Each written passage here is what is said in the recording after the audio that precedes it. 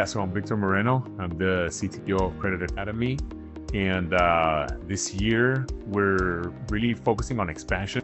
And our tech footprint is expanding mostly in terms of acquisition and not so much in terms of the core product. LatamCent is pretty much my first choice when it comes to sourcing candidates. Whenever we need to grow the staff, I go to LatamCent first because it saves so much time.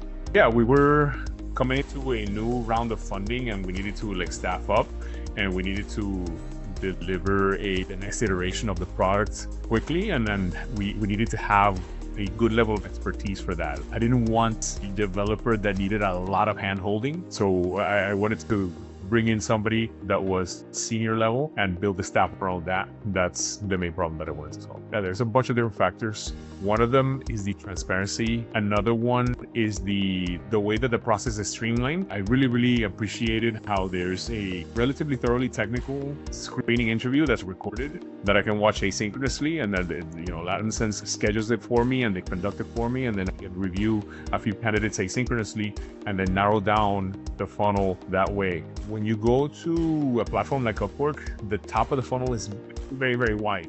It's very time consuming, and I haven't found a good way to narrow down that top of funnel. A lot of times, especially now with AI, people do good colors. They do good writing and they do good proposals. Everything that you do asynchronous it doesn't narrow down the field that much. It's very time consuming to have to meet with and interview, especially with the volume of candidates that you typically get on Upwork. Sometimes have to interview 25 people before you get a single one that is even remotely qualified. I think LatamCent has much higher ROI per hour spent with me meeting engineers.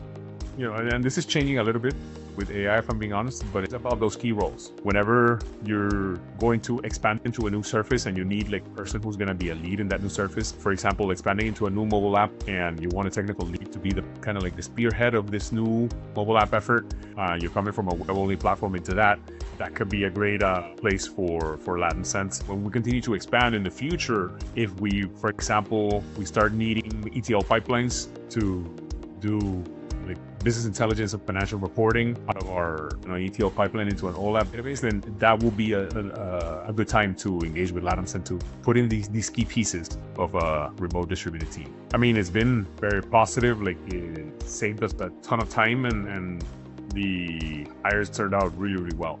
So something that stood out that's very unique, the pre-recorded technical interview that you send me, I think that really helps inform the conversation. I look for strengths when I hire, and I also look for disqualifiers. Having seen a pre-recorded technical interview, it allows me to find both of those more quickly.